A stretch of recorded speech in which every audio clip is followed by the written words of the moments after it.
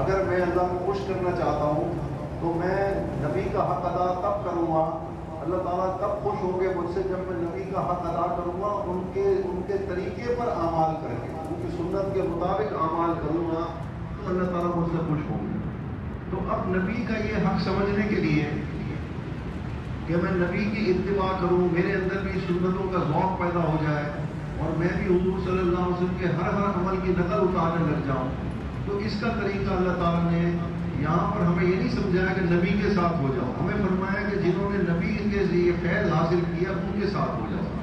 تو اللہ والوں کے تو بزرگوں نے لکھا ہے کہ صحبت میں اگر آپ صرف اور صرف یہ نیت کر لیں کہ میں اپنے شیخ کی ہر ادا کی نقل اتاروں گا، میں اپنے شیخ کی اتباع کروں گا، کیا مطلب کہ ان کے نماز پڑھنے کا طریقہ، ان کے وضو کرنے کا طریقہ، ان کے اٹھنے کا طریقہ، ان کے بیٹھنے کا طریقہ، ان کے لیٹنے کا طریقہ، جو چیزیں ان کو پسند ہیں میں ان چیزوں کو دیکھوں گا، ان کو بھی اختیار کروں گا اپنی زندگی میں، جو چیزیں ان کی ذات کو ناپسند ہیں میں وہ بھی ان کو چھوڑنے کی کوشش کروں گا۔ تو جب آپ شیخ کی اپنی ذات کی اتباع کرنے کی طلب کے ساتھ جائیں گے، ان کی صحبت میں بیٹھیں گے کہ میں ان کے اعمال دیکھوں اور ان کے اعمال کی نقل اتاروں، جیسے صحابہ نے حضور صلی اللہ علیہ وسلم کے اعمال کو دیکھ کر کے نقل اتاری تھی، تو اس نیت کی برکت سے اللہ تعالیٰ آپ کو آپ کو اتباع کر رہے ہیں کس کی؟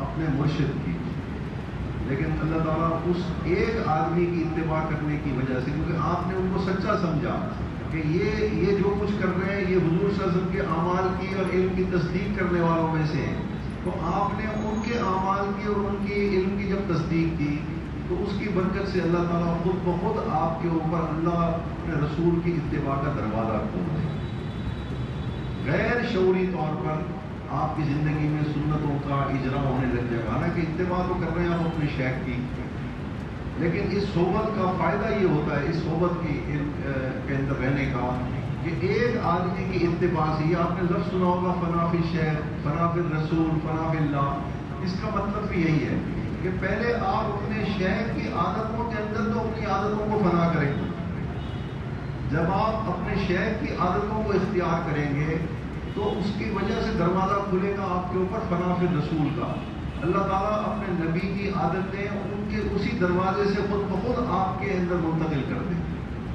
یہ ہے اصل میں صحبت کا فائدہ، کہ ایک دروازہ آپ کے لیے حضور صلی اللہ علیہ وسلم کی اتباع کا دروازہ کھول دے گا، کیونکہ اگر آپ کو اپنے شیخ کے اعمال پر شک ہے تو آپ کو یاد رکھیے اتنا ہی حضور صلی اللہ علیہ وسلم کے اعمال پہ بھی ساری زندگی آپ کو شک رہے گا۔ اس لیے فرمایا کہ پہلے بیعت کرنے سے پہلے یہ دیکھ لو کہ کس کے ہاتھ میں ہاتھ دے رہے ہو، یہ ضروری ہے، وہ متبع شریعت ہے کہ نہیں ہے۔ اگر وہ خود متبع شریعت ہے تو بس پھر جیسے صحابہ نے پہلے اللہ تعالیٰ کو سچا سمجھا تھا یا حضور صلی اللہ علیہ وسلم کو سچا سمجھا تھا، تو حضور صلی اللہ علیہ وسلم کو سچا سمجھنے کی وجہ سے اللہ کی تصدیق کی کہ نہیں کی انہوں نے؟ بالکل، جب آپ اپنے شیخ کے چناؤ کے اندر پہلے احتیاط کریں گے کہ میں جس آدمی سے میں نے حضور صلی اللہ علیہ وسلم کی اتباع سیکھنی ہے، جس آدمی سے میں نے اللہ کے حقوق اور اللہ کے بندوں کے حقوق ادا کرنے کا طریقہ سیکھنا ہے، پہلے یہ دیکھیں کہ وہ خود بھی اس راستے پر چل رہا ہے کہ نہیں چل رہا۔ پہلی شرط تو یہ ہے، جب آپ کو یہ اطمینان ہو جائے پھر جب آپ اس کی صحبت اس نیت سے اٹھائیں گے تو اس کے اعمال کی نقل ایسے ہی اتارے جیسے صحابہ نے حضور صلی اللہ علیہ وسلم کی نقل اتاری، خود بخود آپ کے اوپر حضور صلی اللہ علیہ وسلم کی سنتوں کا اجرا ہو جائے گا، بغیر شعوری طور آپ کو سمجھ میں بھی نہیں آئے گا، اور آپ کے اعمال کے اندر حضور صلی اللہ علیہ وسلم کی سنتیں خود بخود داخل ہونے لگیں۔ پہلے اس آدمی کو سچا سمجھیں علم اور عمل میں جس پر آپ نے اعتماد کیا ہے کہ یہ مجھے صحیح راستہ دکھا، اگر اس کے اعمال پر شک ہے تو حضور صلی اللہ علیہ وسلم کے اعمال پہ بھی آپ کو اتنا ہی شک قائم رہے گا۔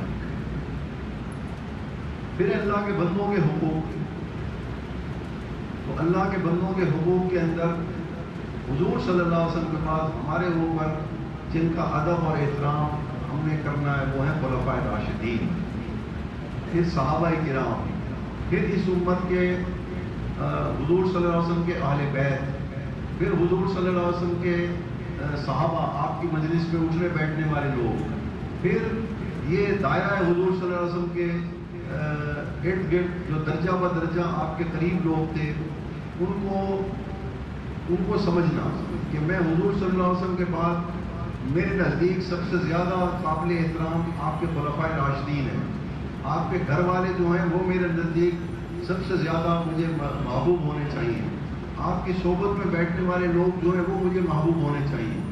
اب آپ یہ ان سب کے ان کے مرتبے اور مقام کو سمجھنا چاہتے ہیں تو اس کے لیے بھی یہ ایک ہی صحبت کافی ہے۔ کیا مطلب؟ اگر آپ طلب کے ساتھ اپنے شیخ کی صحبت اٹھائیں گے اور شیخ کی نقل اتاریں گے، ان کے اعمال کی نقل اتاریں گے، تو پہلا فائدہ تو میں نے عرض کیا کہ آپ کے اندر غیر شعوری طور پہ حضور صلی اللہ علیہ وسلم کی سنتوں کو آپ دیکھیں گے کہ آپ کی زندگی میں خود بخود داخل ہونے لگیں گے۔ ذات کی نقل اتاریں گے تو ذات کی اتباع نصیب ہوگی۔ پھر ان کی صحبت کا فائدہ یہ ہوگا کہ آپ یہ دیکھیں کہ جب اپنے شیخ کے ساتھ آپ کا تعلق اس درجے کا ہے، محبت کا تعلق ہے، تو آپ دیکھیں گے کہ خود بخود شیخ کے جو گھر والے ہیں اور شیخ کے جو خلفاء ہیں، ان کی محبت اللہ تعالیٰ شیخ کی اتباع اور ان سے عقیدت رکھنے کی وجہ سے خود بخود شیخ کے گھر والوں کی اور شیخ کے خلفاء کی محبت آپ کے دل میں پہلے پیدا ہوگی۔ جن کو اجازت دی ہے آپ کے شیخ نے، ان کو ان کی محبت، اس شیخ کی محبت کی وجہ سے اللہ تعالیٰ ان کی محبت بھی آپ کے دل میں ڈالیں گے۔ اپنے شیخ کی محبت کی وجہ سے شیخ کے گھر والوں سے بھی آپ کو عقیدت ہونے لگ جائے گی، اور پھر اس سے اگلا درجہ آپ کو یہ نصیب ہوگا کہ آپ کے شیخ کی صحبت میں بیٹھنے والے لوگ جو ہیں خود بخود آپ کو ان سے بھی ایک دلی لگاؤ پیدا ہو جائے گا، اور یہ جو دائرہ بڑھے گا، آپ کو ایک آدمی کی صحبت اٹھا رہے ہیں لیکن آپ کو اس ایک آدمی کی صحبت میں اتنے لوگوں کے ساتھ عقیدت اور محبت پیدا ہو رہی ہے، یہ اس صحبت کی وجہ سے ہو رہی ہے۔ تو بالکل اسی طریقے سے آہستہ آہستہ جب آپ کے دل میں یہ دائرہ بڑھے گا تو آپ دیکھیں گے کہ آپ کو حضور صلی اللہ علیہ وسلم کے آل بیت کے ساتھ بھی ویسی محبت ہونے لگ جائے گی جیسے شیخ کے گھر والوں سے ہوگی۔ آپ کو شیخ کے خلفاء سے محبت ہوگی تو آپ کو خلفاء راشدین سے بھی اس وقت ویسی محبت نصیب ہوگی جیسے اہل ایمان کو ہونی چاہیے، اور حضور صلی اللہ علیہ وسلم کے صحبت میں بیٹھنے والوں کے ساتھ آپ کو محبت تب ہوگی جب آپ کے اپنے شیخ کے صحبت میں بیٹھنے والوں سے آپ کو محبت ہو جائے گی۔ پھر اس سے بڑا دائرہ یہ دیکھیں کہ آپ کے شیخ کا برتاؤ جو ہے وہ مسلمانوں کے ساتھ کیسے، عام لوگوں کے ساتھ ان کا برتاؤ کیسے، ان کے ساتھ گفتگو کا طریقہ کیا ہے، ان کے ساتھ لین دین کا طریقہ کیا ہے۔ صحبت میں رہنے سے آپ ایک آدمی کے اعمال کو دیکھ رہے ہیں لیکن اس عمل کو آپ اتباع کی نیت سے دیکھ رہے ہیں کہ اس کا ہر عمل جو ہے وہ میں نے سیکھنے کے لیے اس کو دیکھ رہا ہوں کہ یہ فلاں آدمی کے ساتھ کیسے برتاؤ کرتا ہے، عام مسلمانوں کے ساتھ ان کا برتاؤ کیسے، تاکہ میں بھی عام مسلمانوں کے ساتھ ویسی برتاؤ کروں۔ تو جب آپ دیکھ تو ایک آدمی کے عمل کو رہے ہیں لیکن سیکھنے کی نیت سے دیکھ رہے ہیں تو اللہ تعالیٰ آپ کے دل میں مسلمانوں کا اکرام خود بخود ڈال دے۔ تو یہ ایک صحبت جو ہے، ایک آدمی کی صحبت آپ کو تمام مخلوق کے حقوق درجہ بدرجہ سمجھا دے گی۔ آپ کو الگ الگ محنت نہیں کرنی پڑے گی۔ جو امت کے علماء ہیں آپ کو ان کا درجہ سمجھ میں آنے لگ جائے گا کہ اللہ تعالیٰ فرماتے ہیں کہ ثم اورثنا الکتاب الذین اصطفینا من عبادنا، کہ آپ کو شیخ کی صحبت سے ہی اللہ تعالیٰ کی پسند اور ناپسند سمجھ میں آئے گی کہ اللہ تعالیٰ نے اس امت کے علماء کو اپنا چنے ہوئے لوگ فرمایا ہے۔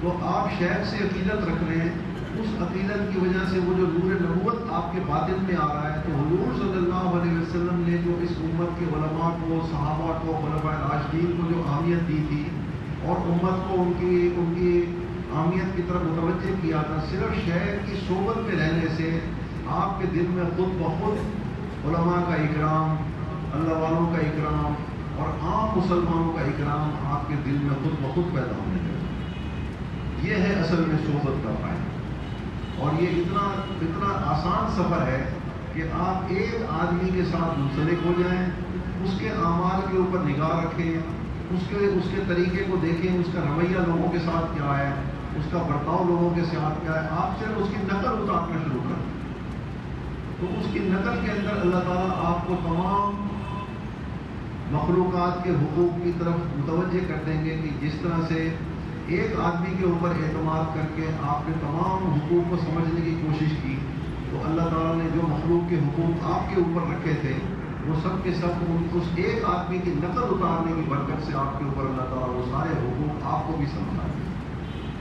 یہ سمجھیے اس صحبت کو کی حقیقت کو سمجھیں، اور اسی کو کہتے ہیں فیض پانا۔ یہ بات بھی، یہ مغالطہ بھی سمجھیے۔ ہم سمجھتے ہیں کہ بہت سارے لوگ کہتے ہیں فلاں آدمی نے شیخ سے بڑا فیض حاصل کیا۔ اب نہ وہ فیض حاصل کرنے والے کو پتہ ہے کہ فیض کس کو کہتے ہیں۔ آج کے دور کی میں بات کر رہا ہوں، وہ فیض سمجھتے ہیں اس آدمی کو جس کو ذکر کے اندر بڑی لذت حاصل ہو رہی ہو، جس کو اچھے اچھے خواب آنے لگ جائیں شیخ کی صحبت میں رہتے ہوئے، جس کی دعائیں قبول ہونے لگ جائیں، جو منہ سے بات نکالے وہ پوری ہو جائے، اس کو سمجھتے ہیں کہ اس نے شیخ سے بڑا فیض پایا ہے۔ شیخ سے اس نے فیض پایا ہے جس نے حضور صلی اللہ علیہ وسلم کی اتباع اس کی زندگی میں آ گئی، اس نے اصل میں فیض حاصل کیا۔ اللہ کا وہ ادب اس کے ذہن میں آ کے اس کی زندگی میں داخل ہو گیا ہے، جیسا ادب صحابہ نے اللہ تعالیٰ کا کیا، حضور صلی اللہ علیہ وسلم سے سیکھا تھا۔ اس کی زندگی میں علماء کا وہ ادب آ گیا ہے جو ادب اللہ تعالیٰ امت کو سکھانا چاہ رہے ہیں کہ یہ میرے چنیدہ بندے ہیں، جب جن کو میں نے چنا ہے اپنے دین کا وارث، تو تم بھی ان کو میری نظر سے دیکھو۔ اس نے اپنے شیخ سے فیض پایا۔ اگر وہ اولیاء اللہ کی عزت کر رہا ہے، اللہ کے دوستوں کی، جیسے اللہ تعالیٰ نے خود اللہ کے دوستوں کے اپنے بارے میں فرمایا ان اکرمکم عند اللہ اتقاکم، کہ میرے نزدیک سب سے زیادہ عزت والے لوگ ہیں جو حقوق اللہ اور حقوق العباد اس طرح ادا کر رہے ہیں جیسے میں نے اپنے نبی کے ذریعے تمہیں سکھائے تھے، وہ لوگ میرے نزدیک سب سے زیادہ عزت والے ہیں۔ تو اگر کسی مرید نے اپنے شیخ کی صحبت میں رہ کے اللہ والوں کا وہ ادب سیکھ لیا تو اس نے فیض پایا ہے۔ نماز کی کیفیات، ذکر کی لذات، یہ سب ابتدائی چیزیں ہیں۔ اچھے اچھے خواب آ جانا، زبان سے جو بات نکالی وہ پوری ہو جانا، ان کا یہ فیض کے الف بے ہے، نورانی قاعدہ یہ فیض ہے۔ اصل فیض وہ آدمی پاتا ہے جس نے جو قرآن کیا کہتا ہے، قُلْ إِن كُنتُمْ تُحِبُّونَ اللَّهَ فَاتَّبِعُونِی، اگر تم اللہ سے محبت کرتے ہو تو یہ ضروری نہیں کہ اللہ بھی تم سے محبت کرے۔ اللہ کب تم سے محبت کرے گی؟ جب میرے نبی کے طریقے سے میرے پاس آؤ گے، ان کے پیچھے چلو گے۔ تو نبی کے طریقے سے پیچھے چلنے کے لیے ہمیں کیا پابندی کی ہے کہ اب ہم کن کے پیچھے چلیں نبی کی اتباع کے لیے؟ کونوا مع الصادقین، جنہوں نے نبی کی اتباع کو سچا سمجھ کے اسی طریقے سے زندگی گزاری۔ اب ہمیں حکم نبی کی صحبت کا نہیں ہے، ہمیں حکم ہے ان لوگوں کی صحبت کا جنہوں نے نبی کی صحبت کو اٹھانے کے لیے ان کے متبعین کی صحبت اٹھائی۔ اس کی وجہ سے ہمارے اوپر یہ سارے دروازے کھل جائیں گے اللہ تعالیٰ کی اتباع کی۔ اور پھر اللہ تعالیٰ فرمایا کہ جب تم میرے نبی کے طریق کے اوپر میرے حقوق ادا کرو گے اور میرے مخلوق کے حقوق ادا کرو گے تب میں بھی تم سے محبت کرنے لگ جاؤں، ورنہ نہیں۔ ورنہ تمہاری محبت کا دعویٰ جو ہے وہ یک طرفہ ہے۔ اس کو سمجھانے کے لیے میں اکثر یہ عرض کیا کرتا ہوں کہ بھائی غیر مسلموں کو بھی اللہ سے محبت کا دعویٰ ہے کہ نہیں؟ ہندو بھی اللہ سے محبت کا دعویٰ کرتا ہے کہ نہیں؟ عیسائی بھی کرتا ہے کہ نہیں؟ یہودی بھی کرتا ہے آج کا کہ نہیں؟ لیکن کیا اللہ تعالیٰ بھی ان سے محبت کرتے ہیں؟ ان کی محبت میں جو کمی ہے وہ حضور صلی اللہ علیہ وسلم کے طریقے کو اہمیت نہ دینے کی وجہ سے۔ تو اس لیے سمجھیے کہ یہ جو صحبت کا فیض ہے، یہ صحبت کے اندر جو آدمی چیزوں کو سمجھتا ہے۔ حضرت تھانوی رحمۃ اللہ علیہ کے پاس ایک صاحب آئے، وہ دنیاوی کسی بڑے عہدے پر تھے، بیعت ہو گئے، تو انہوں نے عرض کی کہ حضرت میرے دماغ میں نا دین کے بارے میں بہت سے اشکالات ہیں، تو میں وہ آپ سے سمجھنا چاہتا ہوں۔ حضرت نے فرمایا کہ میرے پاس تو اتنا وقت نہیں ہے کہ میں آپ کو سمجھاؤں، آپ ایسا کریں ان سب چیزوں کو نا کاغذ پہ لکھ لیں، کون کون سے آپ کے دل میں اشکالات، اور آپ چھٹی لے کے نا خانقاہ میں آئے، 40 دن میرے پاس رہے آپ۔ وہ آئے 40 دن، حضرت نے ان کو فرمایا بھائی آپ یہ فلانا کمرہ وہاں بیٹھ کے آپ ذکر کرتے رہے اور خانقاہ میں میرے پاس رہے۔ جب ان کے 40 دن پورے ہو گئے تو وہ جانے لگے تو حضرت نے فرمایا بھائی وہ آپ کے اشکالات تھے، کوئی دین کے بارے میں کوئی سوالات تھے. فرمایا وہ 40 میں سے 39 تو ختم ہو گئے، ایک رہ گیا. فرمایا لاؤ اس کا جواب میں زبانی دے دیتا ہوں. اصل میں دین کا جو علم ہے اس کو آپ یہ دنیا کی چیزوں کی طرح سمجھیں. ان کی جیسے شکلیں ہیں ایسی احکامات بھی تو ہیں نا، فرض، واجب، سنت، نفل، حرام. تو یہ ان کو اپنی جیسے دنیا کی چیزوں کو اصلی شکل میں دیکھنے کے لیے سورج کی روشنی چاہیے. آپ کی آنکھیں تو درست ہوں لیکن آپ ان چیزوں کا رنگ اور ان کی شکل اور ساخت اور ان کی بناوٹ نہیں دیکھ سکتے صرف آنکھوں کی روشنی سے. اسی طرح سے دین کو سمجھنے کے لیے صرف دین کا علم نہیں چاہیے، اس دین کے علم کے اوپر حضور صلی اللہ علیہ وسلم کے قلب کی روشنی پڑے گی تو سمجھ میں آئے گا کہ کس حکم کی کیا اہمیت ہے. اور وہ روشنی جو ہے وہ ان قلوب کے ذریعے حاصل ہوگی جن قلوب نے محنت کی اس روشنی کو حاصل کرنا. اس لیے جو صحبت کا علم ہے اس کا یہی فائدہ ہے کہ وہی صاحب کی مثال ہے. اگر وہ یہ 40 اشکالات ان کے ذہن میں رہ جاتے اور وہ بیعت نہ کرتے تو مرتے دم تک ان کو یہ کھٹکا رہتا کہ نہ رہتا، تو ان کے دین میں کمی رہتی کہ نہ رہتی. اور 40 دن میں ان کے وہ کتنے سالوں کے اشکالات صرف 40 دن میں پورے ہو گئے. تو صحبت کا فائدہ سمجھیں. صحبت میں آپ کو ایک ہی فائدہ ہوتا ہے کہ آپ اللہ کے ساتھ رہنے، اللہ کو خوش کرنے کا طریقہ سیکھتے ہیں. اس کو اخلاص کہتے ہیں. اور اخلاص کی نشانی کیا ہے؟ میں نے عرض کیا اخلاص کی نشانی یہ ہے کہ اگر آپ نے نماز کا طریقہ پہلے بخاری شریف پڑھ کے سمجھا تھا، اگر آپ نے نماز پڑھنے کا طریقہ مسلم شریف سے سمجھا تھا اپنی عقل سے کہ وہاں پہ اس طرح سے نماز پڑھی جاتی ہے، اور اب آپ نے صحبت اٹھائی کسی اللہ والے کی، تو اب آپ کے باطن میں طریقہ آئے گا کہ بخاری شریف والی نماز جو ہے وہ صحیح نماز نہیں. جو امام ابو حنیفہ رحمۃ اللہ علیہ نماز کا طریقہ بتایا وہ اللہ کے ہاں مقبول ہے. حالانکہ پڑھی تو انہوں نے بخاری شریف سے نماز کا طریقہ تھا. میں آپ کو فرق سمجھا. وہ انہوں نے اپنی عقل کو استعمال کیا تھا شریعت کے احکامات کو سمجھنے کے لیے. انہوں نے اپنی عقل کو معیار سمجھا کہ جو میری عقل صحیح عبادت کا طریقہ سمجھ رہی ہے قرآن و حدیث سے، وہ طریقہ عبادت کا صحیح ہے. انہوں نے نماز کا طریقہ بخاری شریف سے اپنی عقل کے ذریعے سمجھا. اور صحابہ کرام نے بخاری شریف پڑھی تھی یا حضور صلی اللہ علیہ وسلم کے عمل کو دیکھا تھا. یہی فائدہ صحبت میں ہو. جب آپ شیخ کے اوپر اعتماد کرتے ہیں کہ یہ آدمی متبع شریعت ہے، بڑے اس امت کے بڑے بزرگوں نے اس کے اوپر اعتماد کیا ہے کہ یہ بھی طریقہ آگے سکھا سکتا ہے، تو آپ پہلے اس کو اچھی طرح سے جانچ پرکھ لیں ظاہری طور پر. جب آپ دیکھیں کہ یہ متبع شریعت ہے، کیونکہ شیخ کو چننے کے لیے ظاہری نشانیاں علماء نے لکھی ہیں. ہم کسی کے باطن کو نہیں جھانک سکتے. 3 نشانیاں ہیں. ایک تو یہ کہ فرائض، واجبات اور سنن موقدہ کا وہ پابند ہو، بغیر عذر کے وہ ان کو نہ چھوڑے. یہ پہلی نشانی ہے اور یہ ظاہری ہے، ہر کسی کو نظر آتی ہے. دوسرا یہ کہ حرام اور مکروہ تحریمی سے بچتا ہو. اور تیسرا یہ کہ اس میں کسی اللہ والے کی صحبت اٹھائی ہو اور اس صحبت میں انہوں نے اس پر اعتماد کر کے اس کو اجازت دی ہو کہ بھئی یہ آگے اس نور نبوت کو یہ آگے پھیلا سکتے.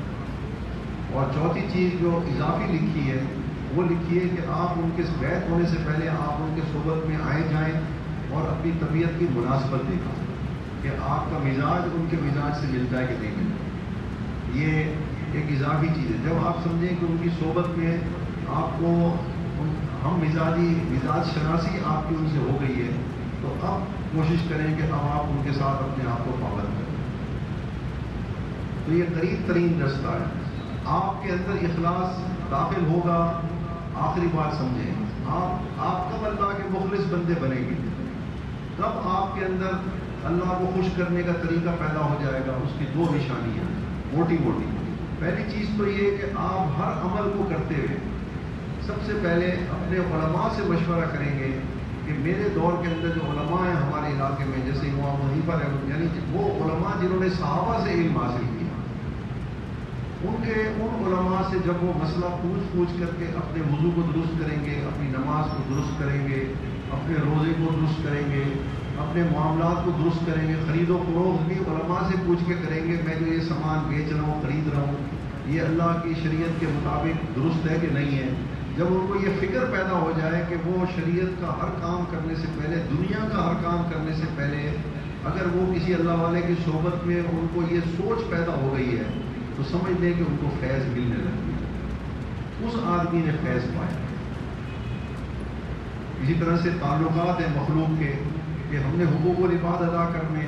والدین اگر دیکھیں کہ میرے بچے میرے نافرمان ہو گئے تو وہ اگر سمجھتے ہیں کہ میرے نافرمان ہوئے تو وہ اپنی عقل سے ان کو نافرمان اور فرما بردار ڈکلیئر نہ کریں. وہ جا کے کسی عالم سے پوچھیں کہ میرے بچے جو ہے نافرمان ہوئے ہیں, بتائیے کہ میری کوئی غلطی تھی یا میرے بچوں کی غلطی ہے. کسی عالم سے پوچھیں. اگر وہ عالم سے جا کر کے والد پوچھ رہا ہے کہ میرے بچے میرے نافرمان کیوں ہیں, میری رہنمائی کریں حضور صلی اللہ علیہ وسلم کی شریعت کے مطابق, اس کا مطلب ہے کہ اب وہ صحیح علم کی طرف متوجہ ہوا ہے. اس علم کی طرف جس علم کو اللہ تعالیٰ بھی جس علم سے خوش ہوتے ہیں کہ ہاں یہ اس علم کے مطابق اپنے مسائل حل کریں.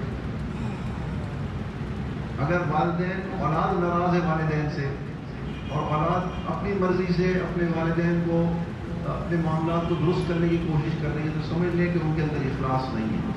اور اگر اللہ والوں کی صحبت انہوں نے اس نیت سے اٹھا رہے ہیں کہ میں ہر معاملے میں اللہ کو خوش کرنے والا بنوں, تو سب سے پہلے تبدیلی اس کی سوچ میں یہ آئے گی کہ وہ لوگوں کے ساتھ اپنے رویے کے لیے مشورہ علماء سے کرے. فلاں مسلمان مجھ سے ناراض ہے, فلاں میرے بہن بھائی مجھ سے ناراض ہے, میری بیوی مجھ سے ناراض رہتی ہے, تو مجھے بتائیے کہ بھائی میں غلط ہوں یا میری بیوی غلط ہے, میرے بہن بھائی غلط ہیں یا میں غلط ہوں. یہ وہ اپنی عقل سے نہیں سوچے گا, وہ علماء سے جا کر کے پوچھے. جب اس کی سوچ میں یہ تبدیلی آ جائے کسی اللہ والے کی صحبت میں رہتے ہوئے, سمجھ لیں کہ اس کو اللہ تعالیٰ نے علم کے درجے میں اخلاص نصیب کرنا ہے. اور جب وہ عمل کے اعتبار سے بھی اس علم کے مطابق عمل کرنے لگ جائے تو سمجھ لیں کہ اس کو عمل کے اندر بھی اللہ اس کا عمل وہ قبول ہے 100%, اس کو اخلاص نصیب ہے. اس لیے اس کی اہمیت کو سمجھیں, صحبت کی اہمیت کو سمجھیں. اس لیے ہم بہت سارا وقت ضائع کر دیتے ہیں کہ ہم نہ تو صحبت حاصل کرنے کا طریقہ سمجھتے ہیں, نہ اہل اللہ کی حیثیت اس امت کے اندر سمجھتے ہیں. ان کا کام اصل میں نور نبوت کو پھیلانا ہے. یہ علماء کے اندر ایک بحث, اللہ والوں کے اندر ایک بحث ہے کہ حضور صلی اللہ علیہ وسلم نے ہجرت کیوں فرمائی.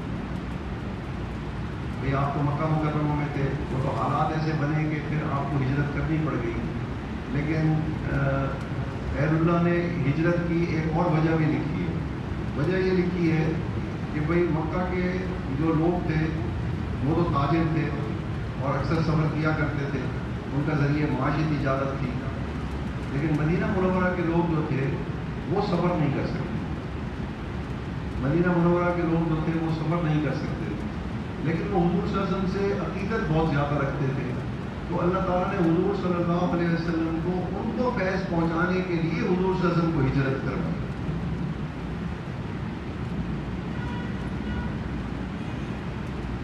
کیونکہ وہ مدینہ وہ مکہ مکرمہ نہیں آ سکتے تھے سارے مدینہ کے منصوبے, اور پھر انہوں نے اس عقیدت کا اظہار بھی کر کے دکھایا کہ نہیں, اور مکہ والوں سے زیادہ کر کے دکھایا یا کم.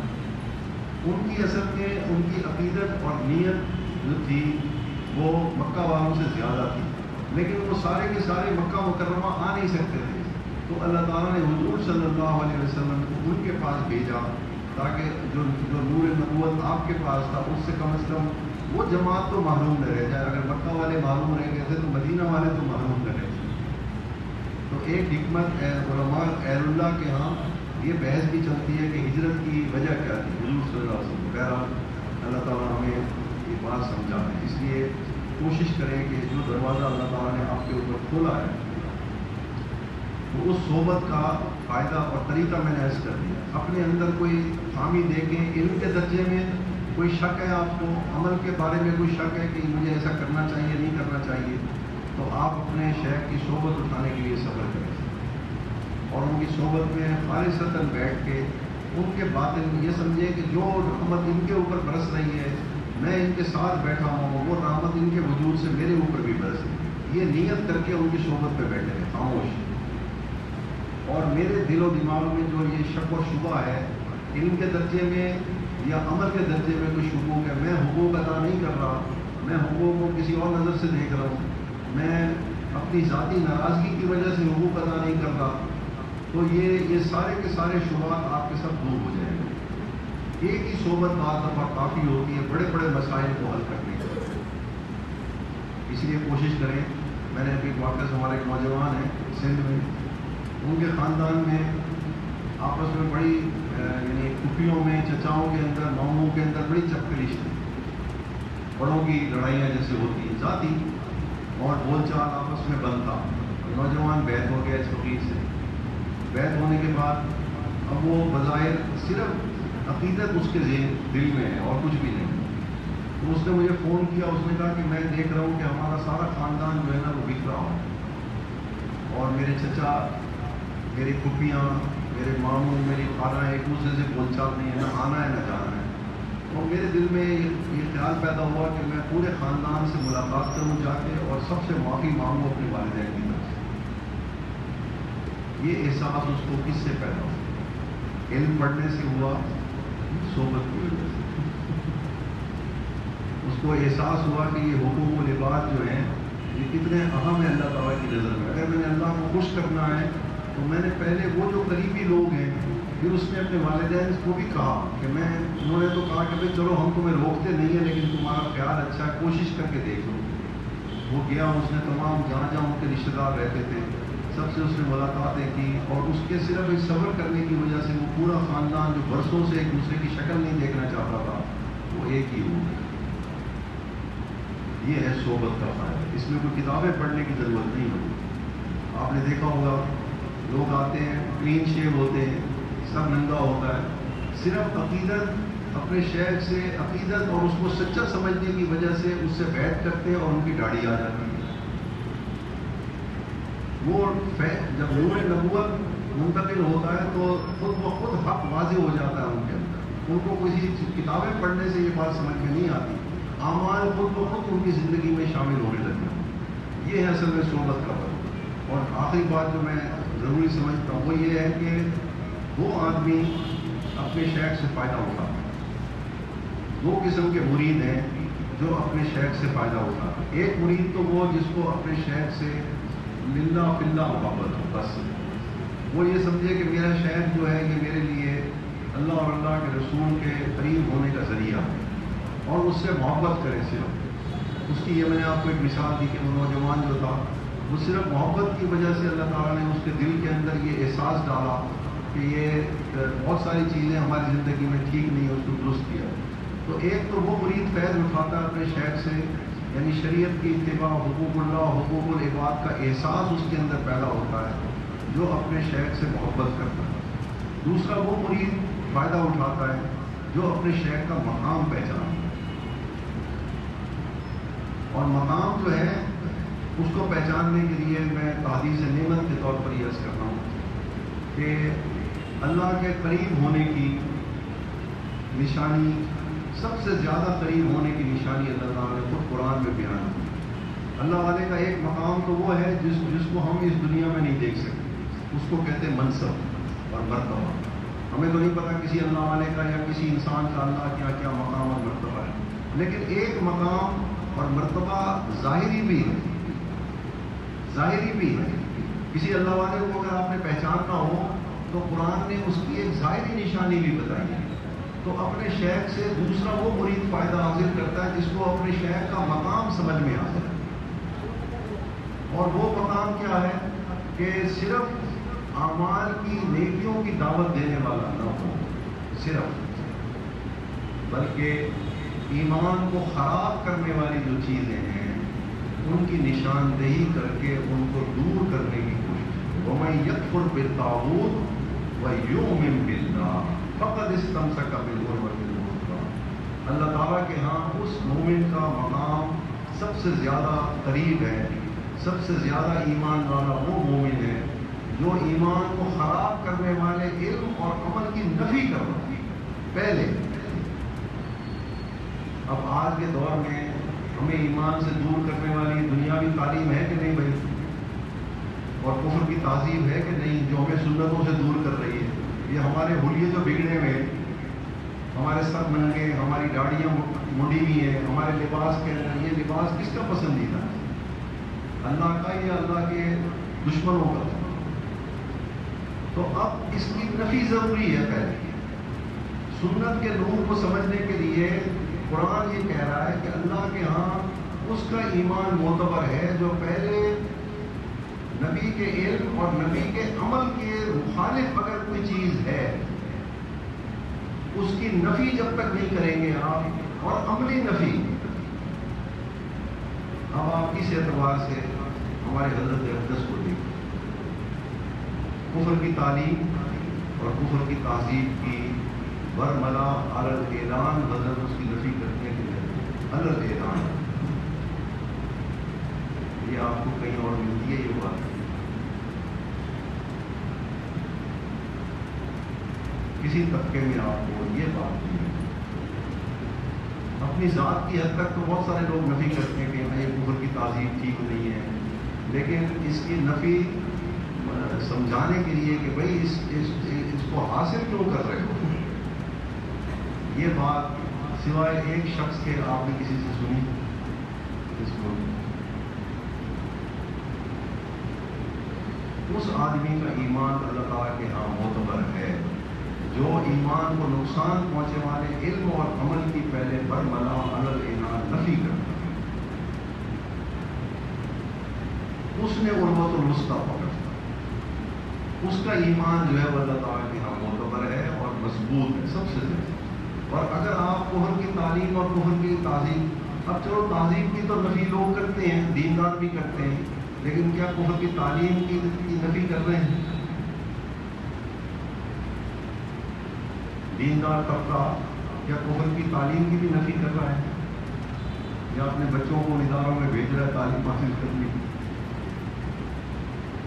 سمجھیے، یہ میں نعمت ہے، یہ تعریف نعمت کے طور پر ہمیں اللہ تعالیٰ نے وہ شے عطا فرمائے جس کو ہم قرآن کی روشنی میں سمجھ سکتے ہیں کہ اللہ کیا، ان کا کیا مقام ہے۔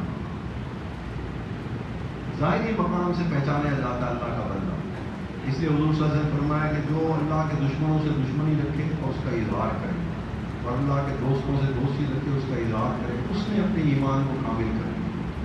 یہ آواز آپ کو پاکستان میں شرقاً غرباً شمالاً جنوب کہاں سے سنائی دے رہی؟ یہ ہے ہمارے شہر کا مقام قرآن کی نظر میں، تو پھر ہمیں فائدہ بھی اسی حساب سے اٹھانا چاہیے۔ یہ ایسی نعمت اللہ نے ہمیں اس زمانے میں عطا فرمائی ہے کہ یہ نعمت اب کہیں اور نظر نہیں آتی۔ تہذیب کی نفی تو سب دیندار لوگ کر رہے ہیں، لیکن کیا تعلیم کی بھی نفی کر رہے ہیں؟ بلکہ حضرت تو یہاں تک فرماتے ہیں کہ علماء جو ہیں اس کے خلاف فتویٰ کیوں نہیں دیتے؟ جو تعلیم مسلمان کو اللہ اور اللہ کے رسول سے دور کر رہی ہو، آپ اس کو اچھا سمجھ رہے ہیں، یہ کیسے ممکن ہے بھائی؟ آپ تائید کر رہے ہیں کہ بچوں کو پڑھایا جائے۔ اس حد تک جو آدمی کفر کی ظلمت کو سمجھنے والا ہو، وہ اللہ کے یہاں اس نے عروۃ الوثقیٰ پڑھا۔ اس لیے یہ بات میں نے اس لیے عرض کی کہ یہ غنیمت جانے، اللہ تعالیٰ نے ہمیں ایسے شیخ عطا فرمائے کہ جو اس زمانے کے اندر اللہ کے کلام کی روح سے ہمارے علاقے کے اندر، ہمارے زمانے میں ہم ان کا مقام قرآن سے اگر پہچانیں تو ہمیں اپنے شیخ کا مقام سمجھ میں آ سکتا ہے کہ اللہ تعالیٰ کے کلام کے اندر ان کا کیا مقام ہے۔ تو جتنا، اور یاد رکھیے یہ میں نے اپنے حضرت سے خود سنا ہے، فرماتے ہیں کہ جس درجے کا ایمان ولی کا ہوتا ہے، جب وہ بیعت کرتا ہے کسی کو، تو مرید جب اس سے بیعت کرتا ہے تو مرید کا ایمان تو اتنا نہیں ہوتا، اس کے تو ایمان میں بھی بہت سارے شکوک و شبہات ہوتے ہیں، بہت ساری کمزوریاں ہوتی ہیں، لیکن وہ شیخ سے عقیدت کی وجہ سے کہ یہ آدمی میری صحیح رہنمائی کرے گا، صرف یہی نیت کر کے جب کسی اللہ والے سے بیعت ہوتا ہے تو جو اس کا ایمان اللہ کے یہاں ایمان کا جو درجہ اس کا ہوتا ہے، بیعت کرتے ہوئے اللہ تعالیٰ اس کے ایمان کا نور مرید کے دل میں اسی وقت منتقل کر دیتے ہیں. بہت بڑی نعمت ہے، ہماری سمجھ سے بھی باہر ہے ویسے، اس لیے اس کی قدر کی. اور قدر کیا ہے؟ وہی کام جو معمولات آپ کو بتایا گیا اس کی پابندی. بس بیعت ہونے کے بعد جو ذکر آپ کو بتایا گیا ہے اس کی پابندی کریں، بس یہ کافی ہے. اپنے گھر میں بیٹھ کے آپ کو کوئی اور تو کام ہے نہیں. اور جہاں قریب اور ان کے جو خلفاء قریب ہیں کوشش کریں کہ ان کی صحبت اٹھائیں رابطے کے لیے. بیعت آپ کی حضرت سے ہی ہو بے شک، لیکن آپ ان کی صحبت، ان کے مریدوں خلفاء سے صحبت اٹھائیں تو فیض آپ کو اپنے شیخ کا ان کے واسطے سے ملے گا. یہ ذکر جو ہے اصل میں یہ معاملات جو ہے یہ ثواب کی نیت سے نہیں پتا. آپ کے ایمان کا وہ درجہ، اس درجے تک پہنچانے کے لیے آپ کو ذکر بتایا گیا جو آپ کے شیخ کا مقام. اس لیے میں نے کہا دو مرید فائدہ اٹھاتے ہیں اپنے شیخ سے. ایک وہ فائدہ اٹھاتا ہے جو شیخ سے للہ فی اللہ محبت کرتا ہے، تو فیض خود بخود منتقل ہوتا رہتا ہے اس کے باطن میں اور اس کی اصلاح ہوتی رہتی ہے. دوسرا وہ مرید فائدہ اٹھاتا ہے جو شیخ کا مقام سمجھتا ہے، پھر وہ اس مقام کو حاصل کرنے کے لیے محنت کرتا ہے، یعنی ان کے معمولات کی پابندی کرتا ہے. اس کو پھر وہ مقام اللہ تعالیٰ عطا فرما دیتے ہیں اگر وہ اپنے مقام کو سمجھنے کے بعد اس کا حریص ہو جائے اور محنت کرے. تو اس لیے میں نے باتیں اس لیے عرض کی کہ اس کو غنیمت جانیے آج کے دور میں، اور اپنے معمولات کی پابندی کیجیے. یہاں اس فقیر نے مولانا عبداللطیف اشرفی صاحب کو حلقے کی اجازت دی تھی اور یہ ماشاءاللہ اپنا کام بھی کر رہے ہیں. کوشش یہ کریں کہ جو ساتھی اس فقیر سے بیعت ہوئے ہیں وہ کم از کم ہفتے میں ایک ہی مجلس ہوتی ہے، اتوار کو ہوتی ہے، جمعے کے دن مغرب کے بعد. کم از کم کوشش یہ کریں کہ جمعے کے دن تو اکثر تجارتی مراکز بند ہوتے ہیں اور شام میں ویسے ملازمت کے بھی مواقع نہیں ہوتے. کوشش کریں کہ ان کی مجلس میں آ کر کے بیٹھیں. اس سے آپ کو رابطہ اپنے شیخ کے ساتھ قائم ہو. مجلس میں آپ ان کی بیٹھیں گے لیکن آپ کو فائدہ اپنے شیخ کی بیعت کا فائدہ ہوگا. فیض آپ کو وہاں سے ملے گا اور یہ آپ کو گھر بیٹھے نعمت مل رہی ہے، اور کیا چاہیے. اور اس کے علاوہ جو معاملات ہیں وہ معاملات کی آپ پابندی کریں. جب مجلس نہ ہو، جس مجلس تو ہفتہ وار ہوتی ہے، کوشش کریں کہ ان معاملات کی انفرادی طور پر ذکر کریں.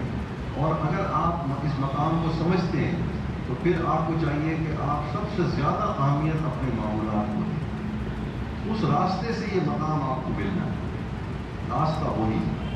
اللہ تعالیٰ آپ کو بھی یہ بات سمجھا. اب ایک اور بات میں جو کرنا چاہتا تھا وہ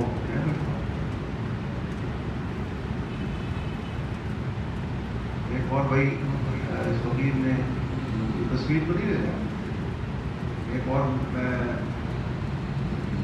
اس مجلس کے اندر اس کی برکت حاصل کرنے کے لیے مولانا عبداللطیف اشرفی صاحب اس فقیر سے جڑے کافی عرصہ ہو گیا. کافی صحبت اٹھائی اس فقیر کی، بہت محبت کے ساتھ، بہت عقیدت کے ساتھ سفر بھی کی ہے.